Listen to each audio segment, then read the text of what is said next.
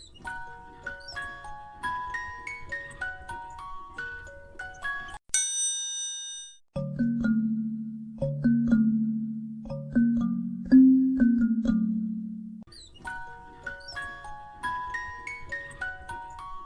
Guys, this is Pragya Singh and welcome back to my channel. जैसा कि आप सभी जानते हैं, हम नायरेट द्वारा चलाई हुई ओ लेवल की पाइथन लेक्चर सीरीज पढ़ रहे थे और पाइथन लेक्चर सीरीज में हम 5th चैप्टर को रीड कर रहे हैं, जिसमें हम डिक्शनरी के बारे में पढ़ रहे हैं।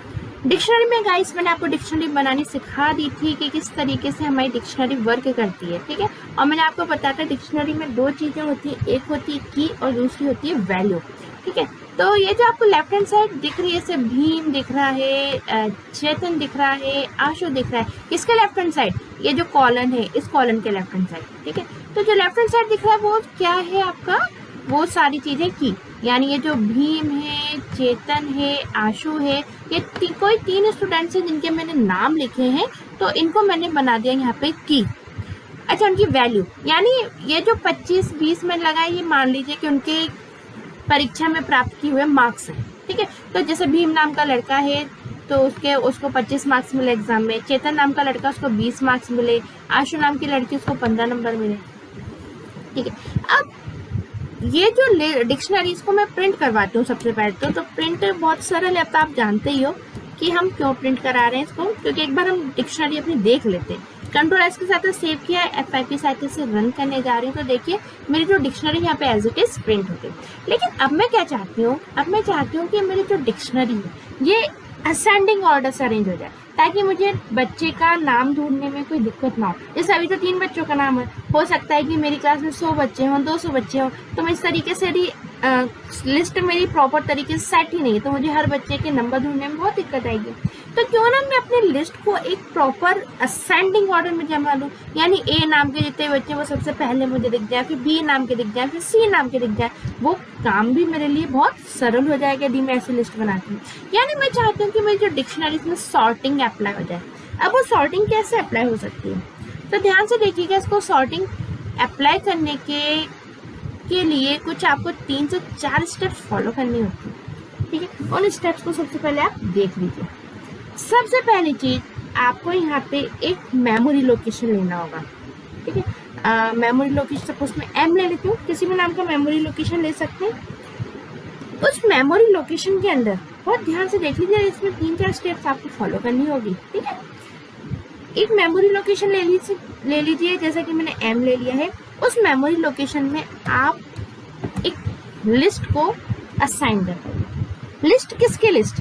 मैं क्या चाहती हूँ, मैं चाहती हूँ कि ये जो मेरी की वैल्यू है, ये मेरी वाला वैल्यू नहीं, ये जो की है मेरी, भीम, चेतन, आशु, इस तरीके के जितने भी स्टूडेंट्स के नाम है, ये पूरे के पूरे नाम क्या हो जाए, शॉर्ट हो जाए, ठीक है। तो सबसे पहले मुझे जितने भी मेरे पास की है, इन सारी की को मुझे एक लिस्ट के रूप में क्या करना होगा, कलेक्ट करना होगा। तो लिस्ट के रूप में कलेक्ट करने के लिए मैंने क्या किया है, एक मेमोरी लोकेशन लिया दूसरा, क्योंकि किसी ना किसी मेमोरी लोकेशन में उसे कलेक्ट करके रखना होगा, ठीक है। सब सारी चीजें मुझे किस रूप में कलेक्ट करनी है, लिस्ट के रूप में, ताकि पूरी लिस्ट सबसे पहले मेरे सामने आ जाए, और फिर वो लिस्ट जैसे एक स्टोर हो जाएगी कहीं, वैसे हम उसको क्या कर देंगे, सॉर्ट कर देंगे। तो देखिए, कोई भी डाटा को आपको सॉर्ट करना है, कुछ भी करना है, तो उसको कहीं ना कहीं असाइन तो आपको पहले करना होगा ना।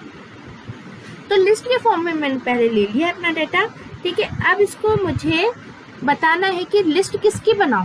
लिस्ट बनाओ भाई तुम, ये जितने भी की है ना, जितनी भी की यूज हो रही है ए मेमोरी लोकेशन के अंदर, तुम इनकी लिस्ट बना लो। तो इनकी लिस्ट बनाने के लिए आपको क्या करना होगा, यहाँ पे लिखना होगा लिस्ट। लिस्ट के बाद आपको इस तरीके से यूज करना होगा ब्रैकेट। ब्रैकेट्स के अंदर किसकी लिस्ट हमें तैयार करनी है, ए मेमोरी लोकेशन के डाटा की। ए मेमोरी लोकेशन के अंदर हमें किस डाटा की लिस्ट जो है तैयार करनी है। डाटा देखिए 2 प्रकार का है यहाँ पे, एक की टाइप का है और एक वैल्यू टाइप का है, जो कि हम प्रीवियस वीडियो में आपको बता चुके हैं। हमको यहाँ पे की टाइप के जितने भी वैल्यूज हैं, की टाइप का जो भी डाटा है, वैल्यूज नहीं सॉरी, की टाइप का जितना भी डाटा है उसको कलेक्ट करना है। तो यहाँ पे हमको लिखना होगा ए डॉट कीज, ठीक है। और ये जो कीज हम लिखते हैं ना, बेसिकली ये भी क्या है, ये भी एक फंक्शन है, तो उसके आगे भी इस तरीके से स्मॉल ब्रैकेट्स लगेंगे। आप बिल्कुल ये जो डाटा देख रहे हो, सुन रहे होगे लेक्चर्स को, थोड़ा जूम करके देखना और जूम करके देखा करो। और इसमें जो ब्रैकेट्स लगा रही हूँ, यहाँ पे भी मैं डॉट लगा रही हूँ। देखिए यहाँ डॉट लगाना भूल गई मैं, ए डॉट कीज डॉट लगा रही हूँ, ब्रैकेट्स लगा रही हूँ। उनका प्लीज विशेष ध्यान रखिएगा, है ना, कॉमा का विशेष ध्यान रखिएगा। नो, एक लिस्ट है। अब मैंने क्या किया, सबसे पहले एक लिस्ट तैयार कर ली है एम मेमोरी लोकेशन के अंदर। और किसकी लिस्ट तैयार कर ली, मैंने जितने भी यहाँ पे की एलिमेंट्स है उन सब की एक लिस्ट क्या कर ली, तैयार कर ली।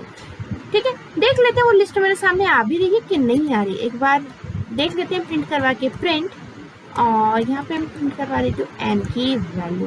ठीक है, नाउ कंट्रोल एस की सहायता से सेव करती हूँ, F5 की सहायता से रन करने जा रही हूँ अपना प्रोग्राम। बिल्कुल देखिए जितनी भी लिस्ट है यानी कीज, जितनी भी की है यहाँ पे मेरी डिक्शनरी में जितनी भी की है, भीम, चेतन, आशु, इन की लिस्ट मेरे सामने यहाँ पे तैयार हो चुकी है। और बकायदा देखिए स्क्वायर ब्रैकेट्स लगे, यानी बता रहा है ये क्या है, लिस्ट है। तो सबसे पहली चीज, अगर मुझे इसको अपनी कीज को सॉर्ट करना है, तो सॉर्ट करने के लिए सबसे पहले मुझे एक कीज को कलेक्ट करना होगा लिस्ट के फॉर्म में, किसी ना किसी मेमोरी लोकेशन में। ठीक है, चलिए अब मैंने प्रिंट स्टेटमेंट हटा दिया, मैं उसकी जरूरत नहीं है, कर लिया। अब करने के बाद अब आप बोल दो कि जो भी आपने लिस्ट में डाटा लिया है एम के अंदर, उस डाटा को तुम क्या कर दो, सॉर्ट कर दो।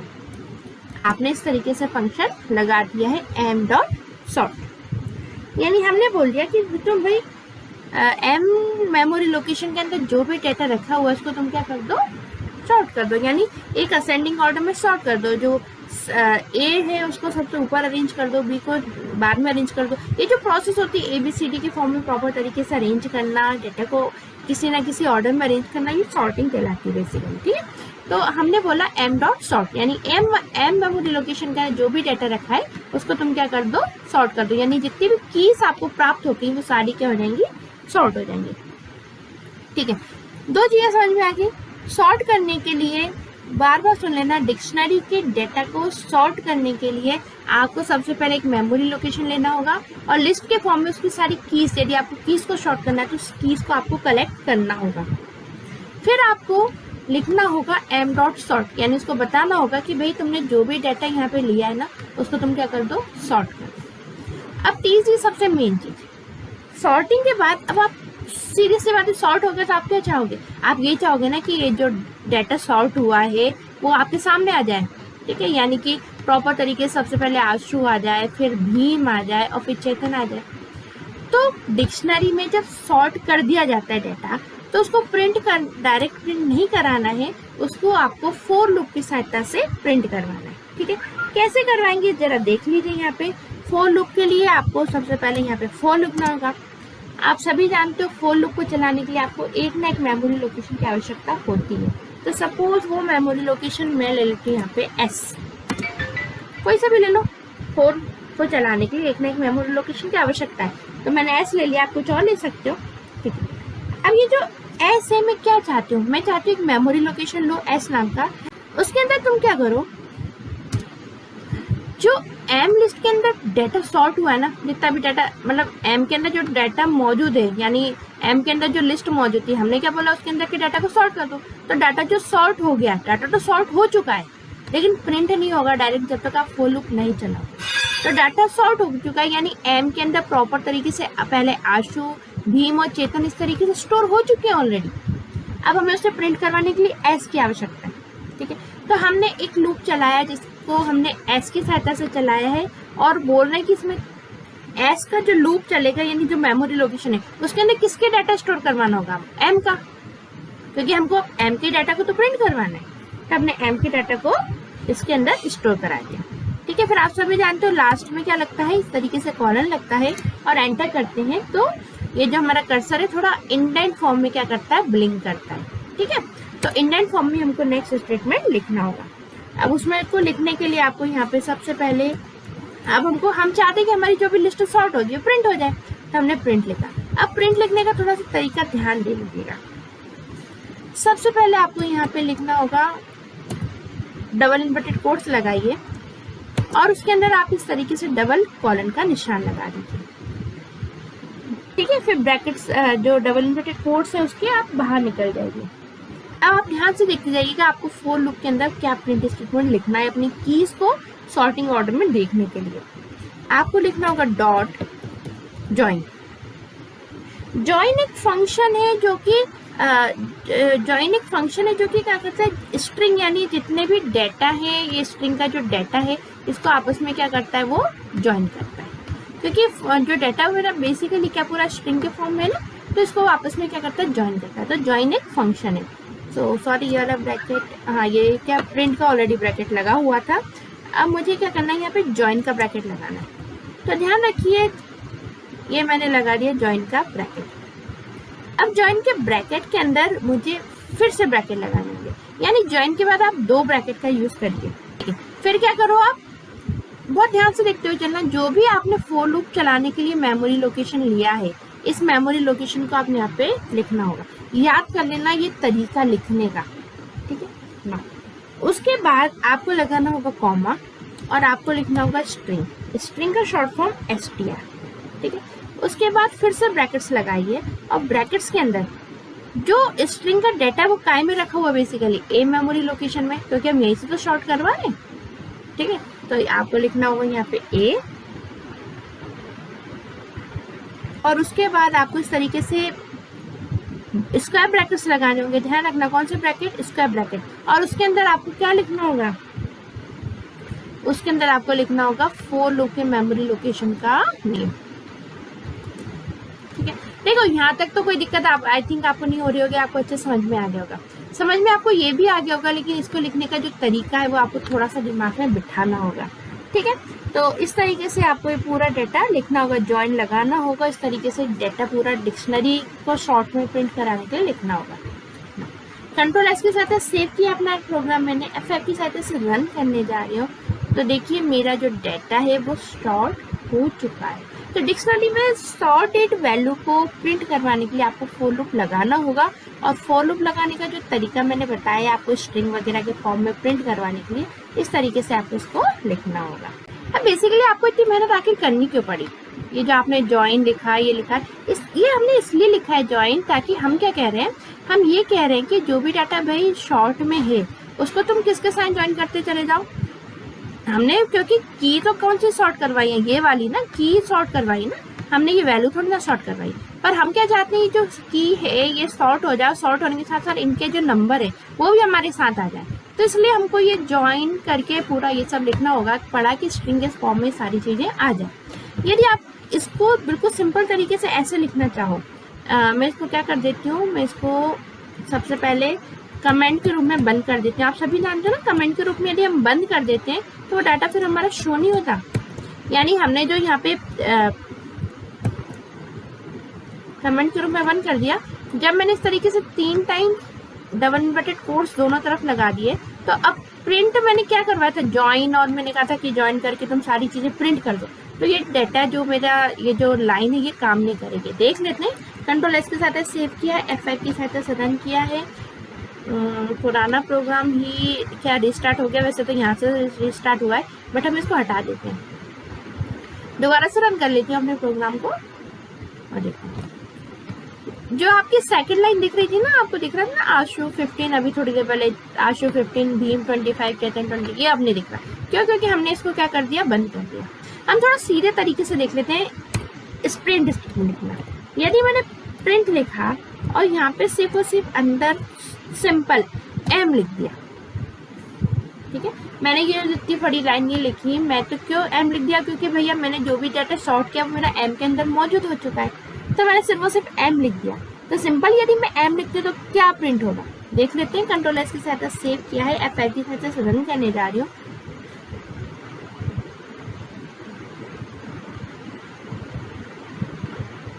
तो देखिए आशु, भीम, चेतन, ये 3 बार प्रिंट हो गया। 3 बार तो बेसिकली इसलिए प्रिंट हो गया क्योंकि मैंने क्या लूप के इंडेंट फॉर्म में लिख दिया। तो बेसिकली ये जो लूप है वो आपका 3 बार चल रहा है। क्यों 3 बार चल रहा है? क्योंकि डाटा यहाँ पे 3 बार है ना। और अगर मैं इसको अनइंडेंट फॉर्म में लिख देती हूँ, अनइंडेंट फॉर्म में लिखती हूँ, कंट्रोल एस के साथ सेव करती हूँ, F5 की साथ से रन करती हूँ, तो देखिए अब अनइंडेंट फॉर्म में डाटा आ गया मेरा। 3 बार प्रिंट नहीं हुआ अननेसेसरी, क्योंकि लूप मेरा बेसिकली क्या 3 बार चल रहा है, 3 स्टूडेंट का डाटा है ना, 3 बार लूप चल गया। अनइंडेंट फॉर्म में दिया तो फाइनल एक ही लिस्ट मेरे सामने आ गई। तो देखिए यहाँ पे देखो कुछ भी ज्वाइन होते हुए नहीं आ रहा है, सिर्फ और सिर्फ आपकी जो की है ना, की वो सॉर्ट हो चुकी है। ओके, तो अगर आप चाहते हो कि केवल और केवल की आपके सामने आ जाए, तब तो आपको बहुत मेहनत की आवश्यकता नहीं है। आपको केवल और केवल ये लूप लिखना है और उसके बाद अनइंडेंट फॉर्म में प्रिंट के साथ आपको एम लिख देना है, या जो भी मेमोरी लोकेशन आपने सॉर्टिंग के लिए वो लिख देना है। ठीक है, आप चाहते हो अकेली सिर्फ और सिर्फ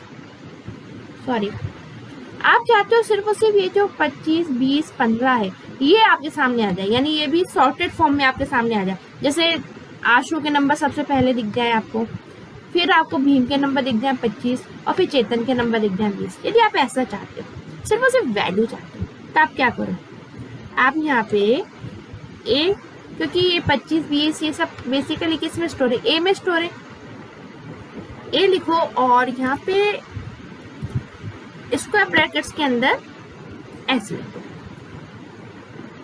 ठीक है, देखने से क्या आंसर आता है, कंट्रोल एस की सहायता सेव किया, F5 की सहायता से रन किया, फिर से पुराना प्रोग्राम ही वर्क करने लगा। होता वही प्रोग्राम है, वो नेक्स्ट लाइन में आ जाता है, तो आप कंफ्यूज ना हो जाए, इसलिए मैं इसको हटा देती हूँ। नया प्रोग्राम नई दूसरी बार रन कर देती हूँ प्रॉपर नया। देखो सबसे लास्ट में कौन सा डाटा स्टोर होगा, चेतन का 20 नंबर का। तो सबसे लास्ट डेटा जो स्टोर हुआ है वो मेरे सामने आ गया। क्यों आ गया, क्योंकि ये मेरा जो प्रिंट स्टेटमेंट है ये अनइंडेंट फॉर्म में लिखा हुआ है। तो इसको आपको, इस स्टेटमेंट को आपको ऐसा करने के लिए कंट्रोल एक्स की सहायता से मैं हटा रही हूँ, यहाँ पे इंडेंट फॉर्म में पेस्ट कर दूँ ए ऑफ एस। ठीक है, तो कंट्रोल एस की सहायता सेव किया, F5 की सहायता से रन किया अपना प्रोग्राम। तो देखिए सिर्फ और सिर्फ की वैल्यू आ गई, वो भी शॉर्ट होती हुई आ गई। बेसिकली ऐसा क्यों हुआ, देखिए पहले डाटा अनइंडेंट फॉर्म में था। अनइंडेंट फॉर्म में यानी अनइंडेंट फॉर्म में क्या होता है, देखिए लूप क्या 3 बार चल रहा है, क्योंकि डेटा क्या आपका 3 बार है। तो सबसे फाइनल आंसर जो था सबसे आखिरी में तो 20 स्टोर होगा ना, तो अनइंडेंट फॉर्म में दिया तो उसने केवल मेरे को 20 ला दिया। मैं चाहती हूँ हर बार ये चले, यानी जितने भी मेरे स्टूडेंट्स हैं सबका डाटा प्रिंट हो, तो मुझे इसको फिर क्या इस तरीके से इंडेंट फॉर्म में लिखना होगा ए ऑफ एस। तो यदि मैंने ऐसा लिखा है तो सिर्फ और सिर्फ मेरे पास वैल्यूज आगे सॉर्ट होती हुई। लेकिन बात यह है कि मुझे तो दोनों चीजें एक साथ चाहिए। यदि मुझे दोनों चीजें एक साथ चाहिए तो फिर आपको ये जो थोड़ी सी मेहनत करनी पड़ेगी और इस तरीके का स्टेटमेंट लिखना सीखना होगा।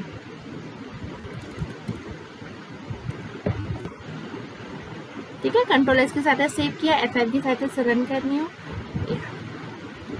ठीक है, तो अगर आप सिंपल ए लिखते हैं या ए ऑफ एस लिखते हैं जैसा मैंने आपको बताया था, या सिंपल एम लिखते हैं, तो फिर आपको क्या होगा, ये अलग अलग डेटा शो होगा। लेकिन अगर आपको ऐसे पूरा मिला हुआ डेटा चाहिए तो आपको थोड़ा सा ये प्रिंट स्टेटमेंट का यहाँ पे ध्यान रखना होगा। ओके फ्रेंड्स, हो सकता है आपके थोड़ा सा ये लिखने में थोड़ा सा टफ, वैसे टफ नहीं है, अगर आप इसको थोड़ा ध्यान से देख लो, 1-2 बार प्रैक्टिस कर लोगे तो आपको ये याद हो जाएगा। ओके फ्रेंड्स, तो मिलते हैं नेक्स्ट वीडियो लेक्चर में। Bye bye.